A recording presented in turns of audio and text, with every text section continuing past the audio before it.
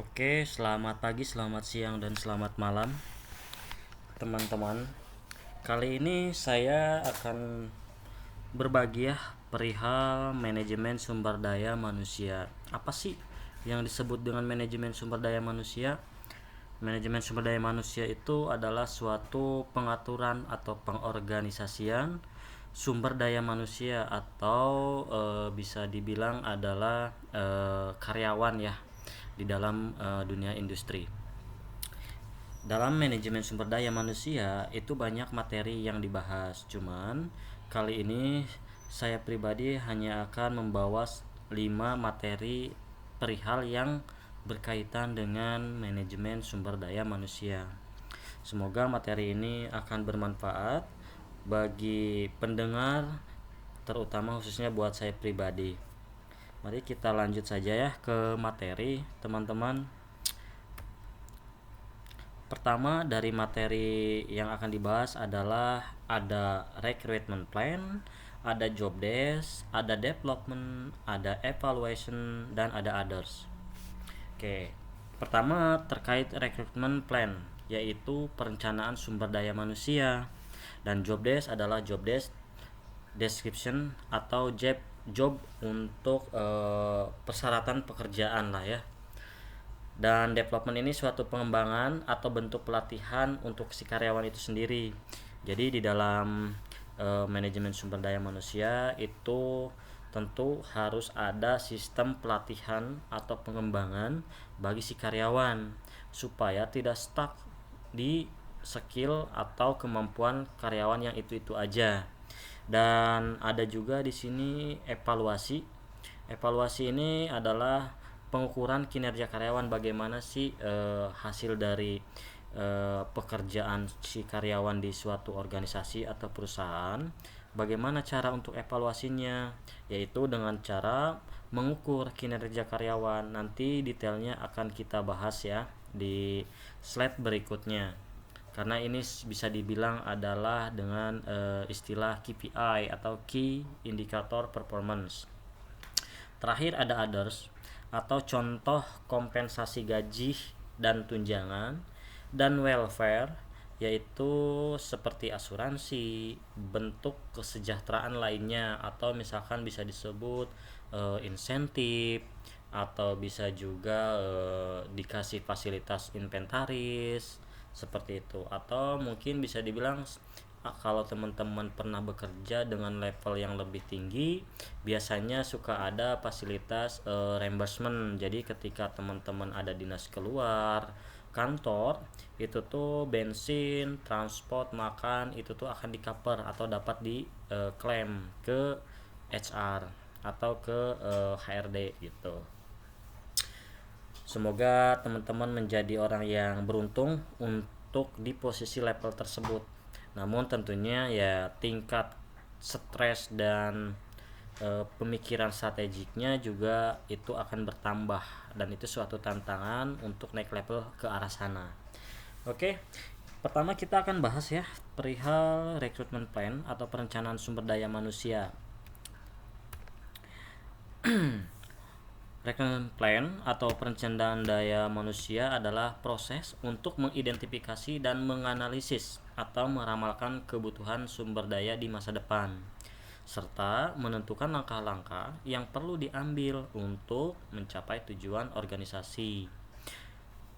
Biasanya perencanaan SDM penting dilakukan karena dapat membantu organisasi, yaitu salah satunya dapat mengetahui jumlah karyawan yang dibutuhkan saat ini atau di masa depan, atau bisa dibilang prediksi lah ya.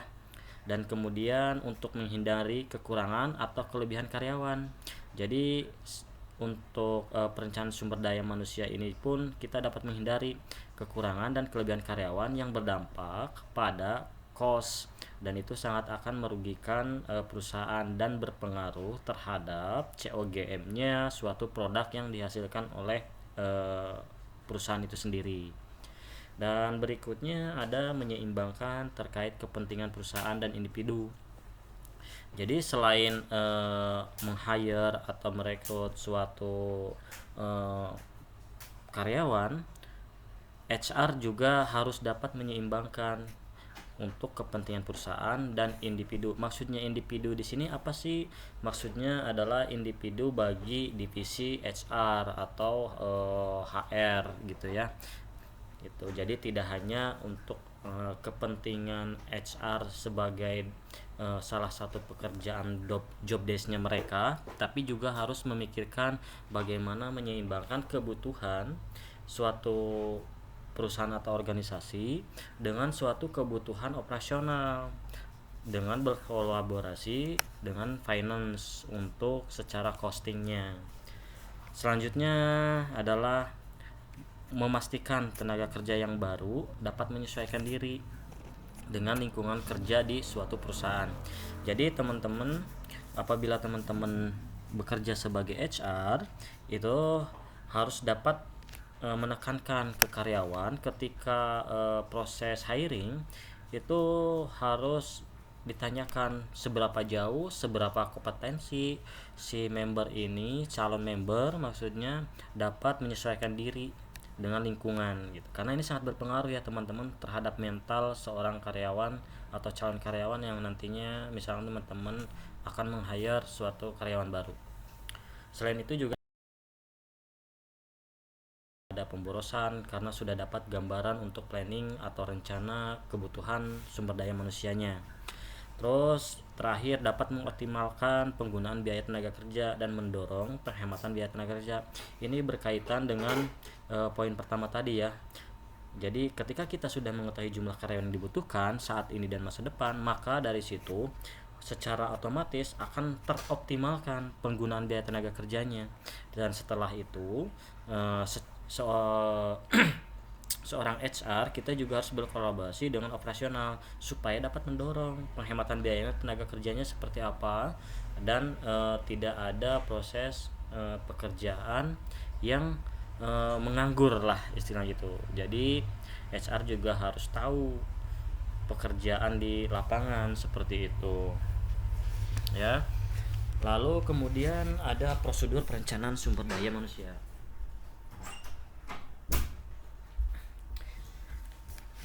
Prosedurnya sendiri ada beberapa poin ya.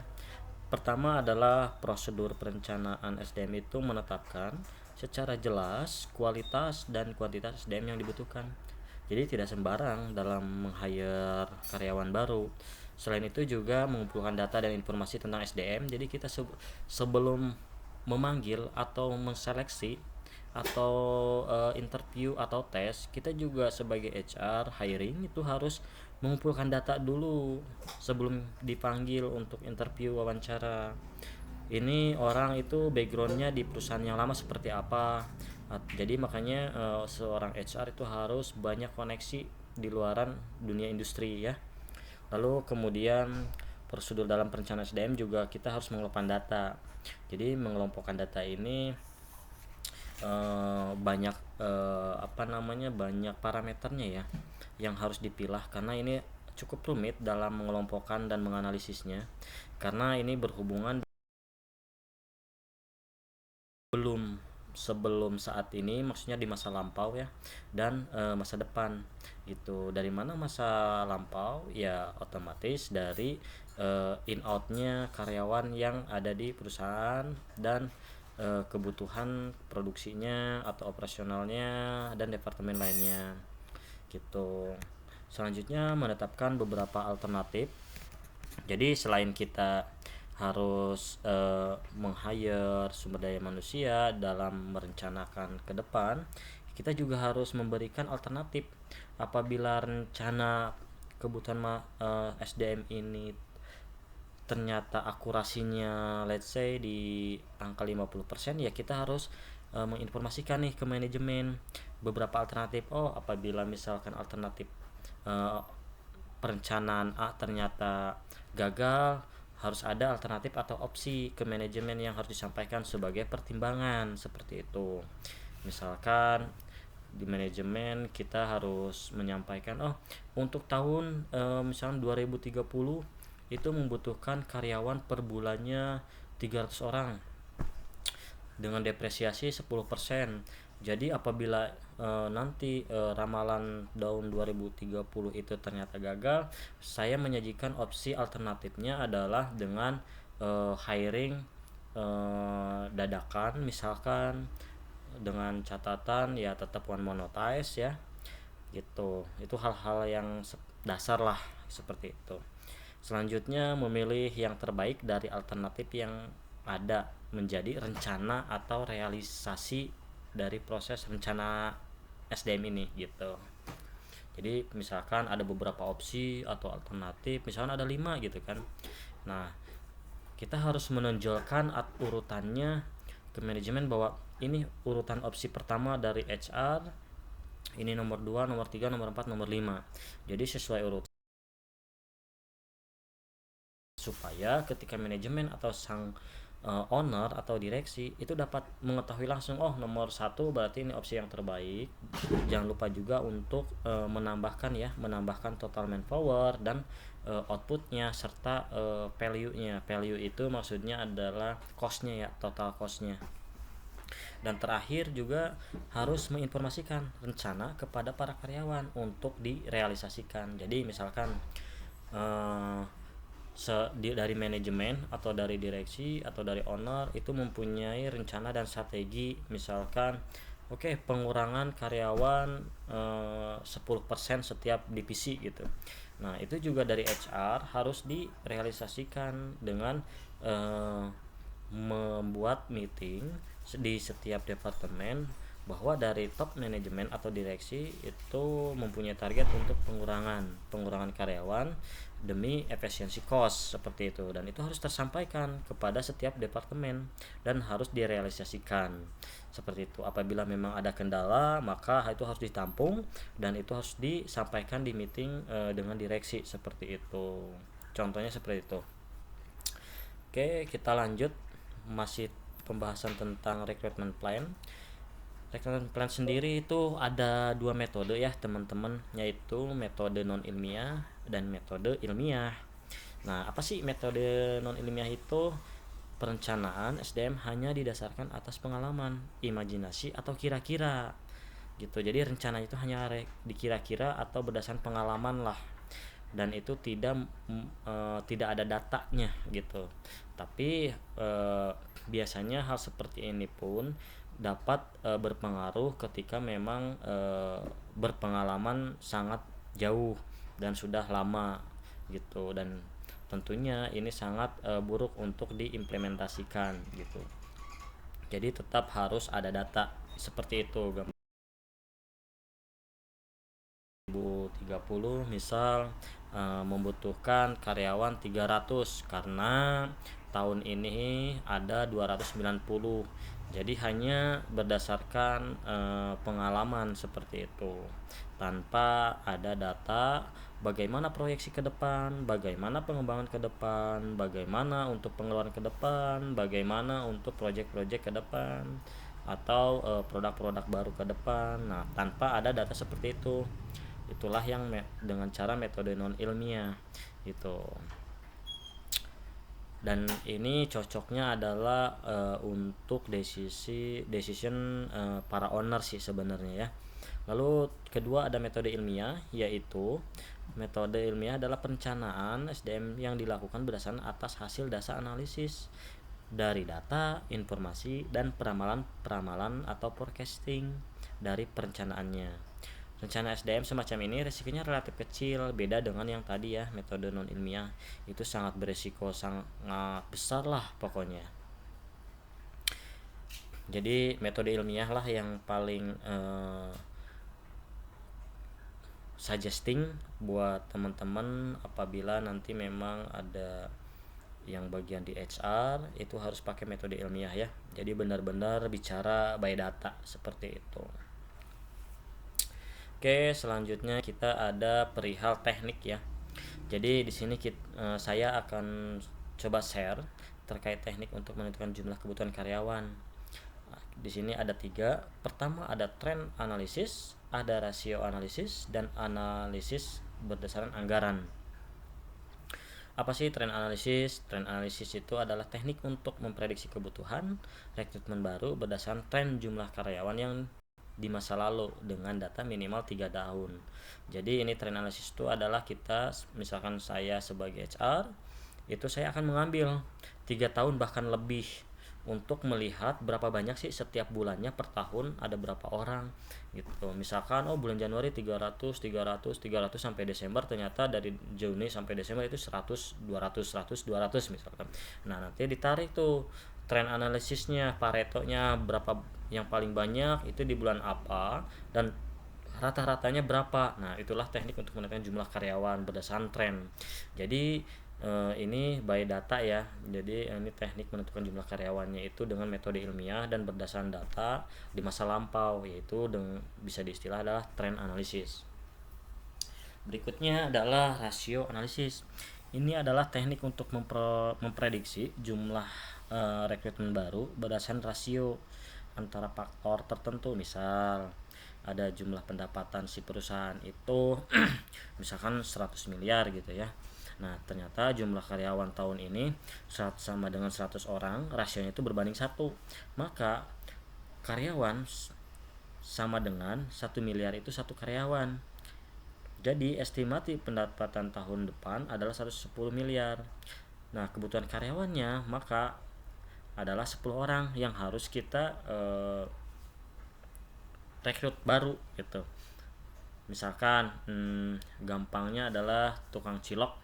Tukang cilok ini misalkan pendapatannya dalam setahun terakhir dan ke depan itu misalkan 50 juta gitu ya.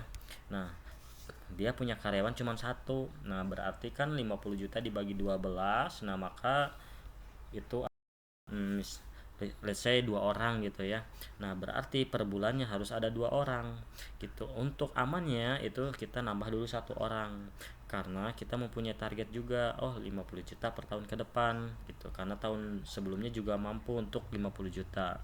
Kita harus ada minimumnya, minimum anggaran atau profit targetnya gitu. Itu berdasarkan rasio analisis atau pendapatan lah, berdasarkan pendapatan kita sebelum dan target ke depan gitu.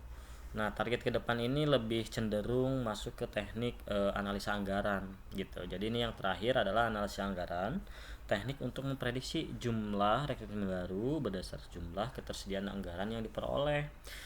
Jadi anggarannya ini adalah ditentukan oleh pemilik perusahaan atau organisasi. Misalnya saya ngasih anggaran nih ke karyawan, misalkan anggarannya untuk tahun ini atau budgeting gitu ya, tahun ini misalkan 30M gitu.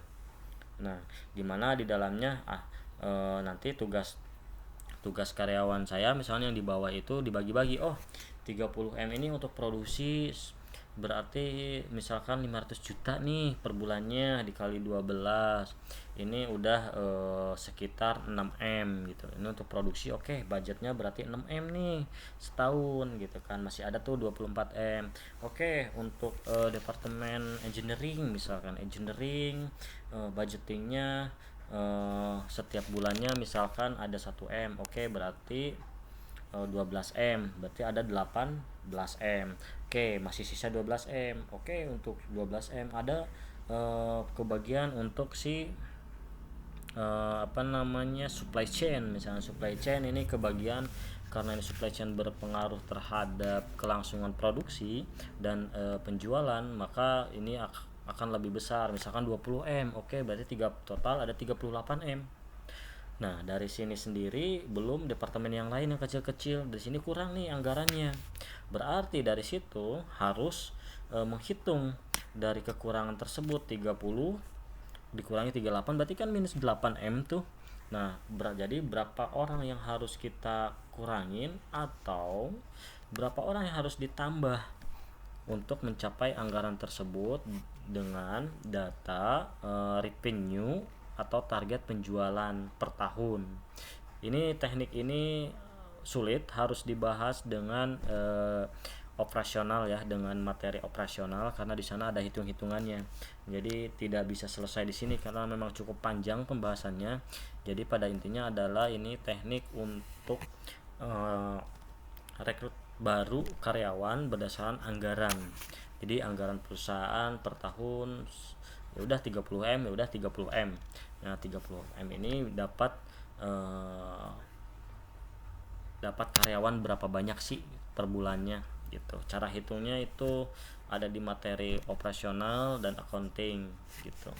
Oke, kita lanjut ke set berikutnya adalah terkait materi job desk. Job desk ini sudah jelas ya, job desk itu description, job itu kerja, jadi deskripsi pekerjaan. Nah, deskripsi pekerjaan ini adalah daftar yang tertulis dan terdokumentasi sebagai identifikasi kerja dan fungsi lingkup serta tanggung jawab. Selain itu juga wewenang atau supervisi laporan direct superiornya siapa. Nah, itu ada di job desk seperti itu. Nah, ini saya coba share contohnya job desk yang ada di sini adalah misal identifikasi jabatannya adalah FIN 05, nama jabatannya Staff Admin Finance, departemennya Finance dan Accounting atau FA ya, bisa di ya familiarnya dengan FA ya, Finance dan Accounting itu. Nah, deskripsi pejabatannya itu atau tugas dan tanggung jawab atau job descriptionnya adalah pertama mengumpulkan dan mengklasifikasikan serta mencatat semua transaksi harian seperti penerimaan kas, pengeluaran kas seperti itu. Lalu memeriksa dan mencatat semua mutasi rekening bank harian, menyusun rencana anggaran biaya harian, laporan keuangan bulanan dan tahunan, membantu mempersiapkan data-data yang diperlukan untuk menyusun laporan pajak, misalnya pajak PPN, PPh 21 dan pajak lainnya. Nah, ini adalah salah satu daftar deskripsi pekerjaan untuk bagian staff admin finance gitu. Jadi job desk cukup simpel dan familiar teman-teman ya. Oke, berikutnya kita akan bahas terkait materi pelatihan dan pengembangan karyawan. Pelatihan dan pengembangan karyawan yaitu memberikan suatu hal atau pandangan keterampilan baru atau yang ada sekarang dikembangkan untuk konsistensi dalam pekerjaan dan yang mereka butuhkan untuk melaksanakan pekerjaan. Jadi pelatihan itu ibaratkan kita sebagai pemain bola, kita bisa main bola tapi tekniknya itu kita nggak tahu. Setelah kita dilatih, oh ABCD ABCD, kita jadi tahu, oh kalau seperti ini dapat seperti ini loh. Oh, yang tadinya kita belok dan macam-macam teknis. Nah, itu adalah suatu pelatihan. Dari hasil pelatihan itu maka diimplementasi dan dapat berkembang seperti itu. Manfaat pelatihan sendiri yaitu ada kualitas produktivitasnya menaik, relasi atasan dan bawahan menjadi terjalin hubungan yang baik dan harmonis, saling percaya dan saling berkontribusi bersama, dan mengenali tujuan organisasi dari sisi superior maupun karyawan atau bawahannya sendiri. Selain itu juga dapat adaptasi terhadap perubahan. Jadi apabila di suatu organisasi ada perubahan yang mendadak, misalkan yang tadinya sistem A berubah menjadi sistem B, itu pun akan tidak akan kaget dan langsung open minded terhadap perubahan gitu. Itulah manfaat pelatihan pengembangan sumber daya bagi organisasi. Jadi bagi organisasi itu sangat penting adanya pelatihan dan pengembangan karyawan karena itu akan balik lagi ke organisasi atau perusahaan itu sendiri gitu. Manfaatnya tidaklah sedikit tapi banyak dampaknya bagi perusahaan.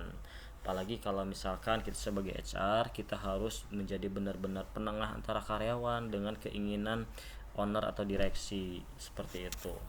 Lalu berikutnya manfaat bagi individu atau bagi karyawan itu sendiri yaitu terhadap manajemen waktu, tanggung jawab, percaya diri dan stres manajemen. Jadi manajemen waktu ini sendiri apabila karyawan sudah mendapatkan pelatihan, maka misalkan pelatihannya itu perihal pembagian job load, pekerjaan yang tadinya semberawut tidak tertata, setelah dapat pengarahan atau pelatihan, oh seharusnya rule pekerjaan Anda seperti ini dan reportnya seperti ini dan outputnya seperti ini. Maka ketika diberikan pelatihan seperti itu baik oleh HR maupun oleh direct superiornya, maka si karyawan sendiri itu dapat memanage waktunya gitu. Jadi mana yang harus didahulukan, mana yang tidak, mana yang prioritas dan tidak prioritas, mana yang sangat urgent dan tidak urgent gitu.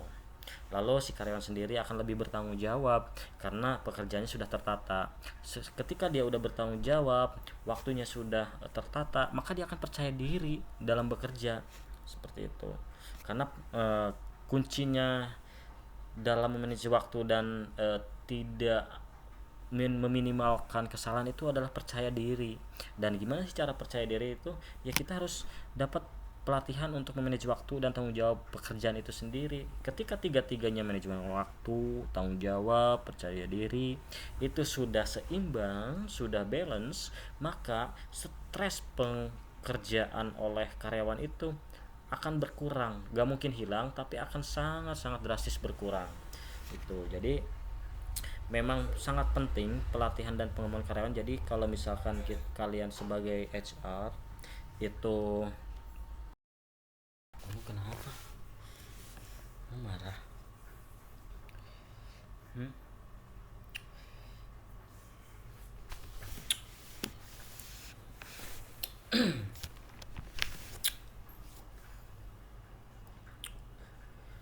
Oke, selanjutnya kita akan ke slide berikutnya terkait prosedur pelatihan dan pengembangan. Di sini ada beberapa tahapan ya terkait prosedur pelatihan dan pengembangan. Pertama, harus diperlukannya analisis, terus kemudian atau materinya, terus kemudian ada dari materi itu harus divalidasi. Setelah divalidasi itu harus diimplementation atau dilaksanakan, di action dari hasil materi itu yang sudah kita buat. Terus setelah dilakukan implementasi terkait pelatihan itu kita harus evaluasi. Evaluasi di sini adalah harus mengetahui efektif atau tidaknya dari pelatihan yang sudah dibuat. Setelah itu hasilnya apakah berdampak positif atau tidak, atau malah biasa saja, tidak ada perubahan sama sekali gitu. Jadi apabila memang tidak ada perubahan, ya berarti pelatihannya memang kurang efektif. Atau ketika sudah diketahui tidak efektif, maka pelatihan ini harus diulang dengan instructional design-nya dirubah seperti itu atau di-upgrade. Oke, selanjutnya itu ada rencana implementasi. Jadi dalam pelatihan itu harus ada rencana implementasinya.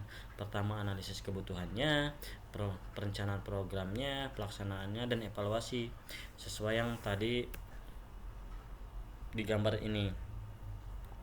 Jadi kita harus menganalisis dulu nih kebutuhan-kebutuhan pelatihan oleh si karyawan itu apa aja sih. Misalkan yang sangat sering itu adalah pelatihan soft skill.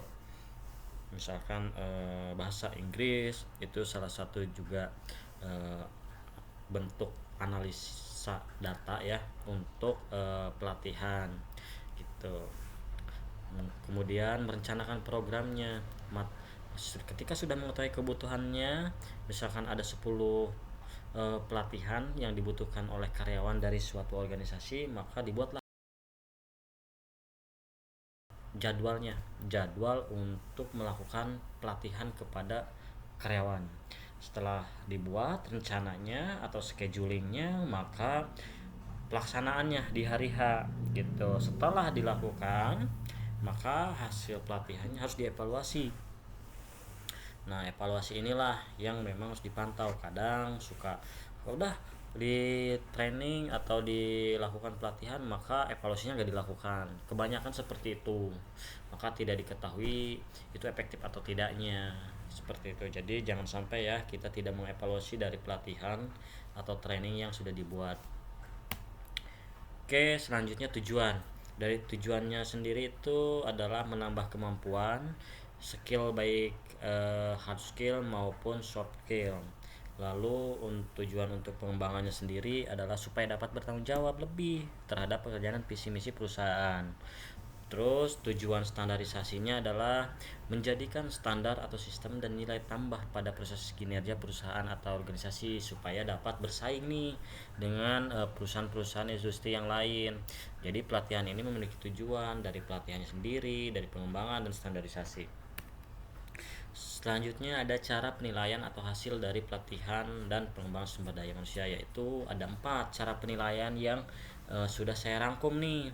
Pertama adalah dari behavior atau perilaku si karyawannya itu berubah atau tidak.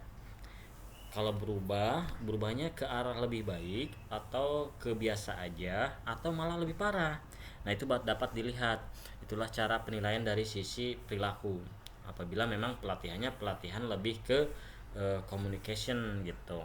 Lanjut, kemudian penilaian dengan melihat output yang ditunjukkan oleh peserta atau karyawan. Jadi kita dapat melihat nih output kinerjanya itu atau produktivitinya bertambah atau berkurang seperti itu. Juga pelatihan atau pengembangannya dengan adanya pretest dalam materi. Jadi kita juga harus membuat pretest nih sebelum melakukan pelatihan. Oke, sebelum pelatihan atau training dimulai, kita sebagai trainer tuh harus membuat pretest. Jadi semua member, peserta, audiens itu harus mengisi soal-soal yang sudah kita buat, itu adalah pretest. Setelah itu dilakukan, maka itu disimpan dulu tuh hasil pretestnya dan nanti diumumkan atau si member audiens dapat melihat sendiri hasilnya. Setelah itu kita dimulai pelatihannya. Setelah pelatihan selesai, maka dilakukan lagi dengan cara penilaian post test. Jadi diulang lagi soal-soal yang sudah dijawab sebelum pelatihan itu dijawab lagi setelah pelatihan selesai. Nah, itu dinamakan post test. Jadi penilaian sebelum dan sesudah pelatihan. Maka ketika penilaian misalkan sebelum pelatihan dimulai itu 50 nilainya, setelah pelatihan selesai dan dilakukan tes ulang ternyata nilainya 80, berarti dia mendengarkan dan memang mengetahui. Syukur-syukur kalau dia jawabannya benar semua. Tapi kalau misalkan ternyata sebelumnya 50, setelah pelatihan malah jadi 30. Nah, ini nih harus ditanya kepada membernya, dites lagi ya. Gitu, dites lagi dan dikasih pelatihan ulang seperti itu. Itulah cara penilaian untuk program pelatihan dan pengembangan ya. Selanjutnya, bagaimana sih pengukuran kinerja karyawan? Secara umum, penilaian kinerja itu memiliki 2 metrik utama, yaitu behavioral dan atau perilaku dan work result atau hasil kerja. Contoh di sini ada performance data tabel sederhana, performance individual ya. Di sini kriterianya saya ambil misalkan 5 saja yang umum. Kecepatan penyelesaian, komunikasi, kedisiplinan, dan kerjasama tim itu masing-masing mempunyai bobot. Kualitas kerja itu tentunya bobotnya paling tinggi ya, karena kalau ini paling rendah maka akan kurang bagus ya. Nah, di sini skornya ada 4, 3, 5, 4, 3 itu kita kasih kategori penilaian. Jika di bawah 2,5 ya perlu perbaikan terhadap karyawan tersebut. Kalau 2,5 sampai 3,4 cukup. Kalau 3,5 sampai 4,4 baik, ya di atasnya ya sangat baik. Nah, inilah cara pengukuran bagi seorang HR untuk menentukan bahwa karyawan itu perform atau tidak. Gitu. Jadi ini contoh sederhananya, yaitu paling atas kualitas kerja. Begitulah cara metode untuk mengukur kinerja karyawan. Tentunya data ini didapati oleh atasannya masing-masing dari setiap karyawan itu sendiri ya. Jadi yang mengisi ini itu harus 2. Pertama dari si karyawannya sendiri, dia merasa kualitas kerjanya berapa persen nih yang dia capai. Nanti ada lagi penilaian oleh atasannya. Oh, atasannya misalkan si karyawan menilai dirinya sendiri kualitas kerjanya 30%. Nah, di sebelahnya nanti ditambahin lagi oleh superiornya, oleh HR-nya, nanti diisi oleh superiornya. Nah, misalkan oh enggak kok, ini cuma 20% gitu. Nah, nanti yang diikutin oleh seorang HRD adalah angka dari superiornya sendiri gitu. Dan setelah semuanya diisi, sebelum dilaporkan ke eh, HR itu superiornya harus memanggil karyawan supaya mencocokkan atau memberikan feedback kepada karyawan supaya transparannya terjalin. Misalkan ini kamu kenapa kasih kualitas kerja kamu 30% misal. Eh, Misalkan dijawab dengan saya selalu achieve, selalu eh, on time, tidak ada masalah dengan pekerjaan saya gitu. Nah, terus superiornya memberikan feedback lagi. Oke, tapi dari pencatatan selama kamu 6 bulan itu ada history ini loh, ABCD kesalahan, apakah ini tidak terrecord, saya kasih nilai ya 20% bukan 30%. Nah, dari situlah terjalin transparansi dan feedback. Jadi tidak asal memberikan nilai 30% si karyawan karena direview oleh atasannya masing-masing. Seperti itu. Barulah setelah itu terjalin maka dilaporkan ke HRD, dan HRD akan merecord data kinerja karyawan tersebut berdasarkan dari laporan atasannya masing-masing. Oke, selanjutnya kita ada upaya meningkatkan kinerja karyawan.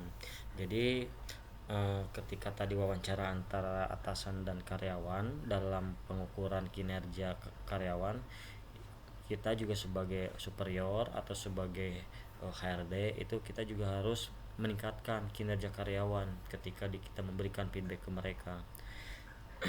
Yaitu salah satunya ada memberikan pendidikan kerja dan pelatihan, memberikan dorongan dan dukungan kepada karyawan untuk berkembang dan atau motivasi, terus membuat standar kerja yang jelas apabila memang belum jelas, menetapkan area tanggung jawab dan skup pekerjaan apabila memang belum terarah dan skupnya masih berantakan, terus membuat dokumen kesepakatan dengan karyawan apabila memang dokumen kesepakatan ini seperti job desk ya teman-teman ya. Jadi job desknya itu harus dipegang oleh si karyawannya. Job desk itu apa sih? Job desk kamu tuh ini loh. Nah, disitulah tanda tangan kita dan tanda tangan si karyawan seperti itu. Hal ini jarang sekali di suatu organisasi dilakukan. Lalu selanjutnya memperjelas tentang reward dan penghargaan. Jadi tidak hanya punishment atau hukuman bagi si karyawan ketika memang melakukan kesalahan, tapi dalam meningkatkan kinerja karyawan kita juga harus memberikan reward atau penghargaan apabila memang pekerjaannya achieve dan terlaksana semua tanpa ada kendala gitu. Inilah upaya-upaya dalam meningkatkan kinerja karyawan. Oke, selanjutnya atau kompensasi ya. Sebelumnya untuk pelatihan ini dan pengembangan karyawan itu harus teman-teman ketahui bahwa ini harus dilakukan sebelum karyawan itu keluar. Jadi setidaknya selama bekerja dalam perusahaan itu dia memiliki pengalaman dan ilmu bahkan bekal apa aja yang sudah didapati atau pelatihan atau kemampuan keterampilan ketika dia bekerja gitu. Sehingga itu adalah menjadi bentuk kompensasi yang tidak nyata tapi terasa di tempat lain gitu. Jadi kompensasinya itu adalah selain soft skill yang dia dapati adalah kompensasi terkait gaji, satu kali gaji, misalkan dengan undang-undang yang terbaru saat ini mendapatkan kompensasi satu kali gaji gitu. Terus ada tentang pajak atau reward, atau misalkan biasanya salah satunya itu di perusahaan biasanya ada kompensasi, misalkan uang apa ya namanya tuh, uang penghargaan lah, tapi itu tergantung kebijakan perusahaan masing-masing. Biasanya apabila teman-teman sudah bekerja di atas 3 tahun dan posisinya udah karyawan tetap, biasanya beberapa perusahaan itu selalu memberikan uang penghargaan atau uang terima kasih. Itu adalah bentuk kompensasi juga gitu. Oke, jadi kesimpulannya dalam pelatihan dan pengembangan karyawan adalah sebagai kunci untuk meningkatkan sumber daya manusia di dalam perusahaan atau organisasi. Selain untuk menambah productivity dan kenyamanan serta keadilan bagi karyawan, hal ini dapat juga menjadi nilai tambah perusahaan dalam bersaing dengan perusahaan lain. Gitu. Oke, teman-teman, itu saja yang saya dapat sampaikan. Apabila teman-teman punya pengalaman, punya pertanyaan, tolong sharing ke saya sebagai masukan, sebagai wawasan baru juga. Bisa DM atau komen ya di bawah. Terima kasih. Selamat pagi, selamat siang, dan selamat malam.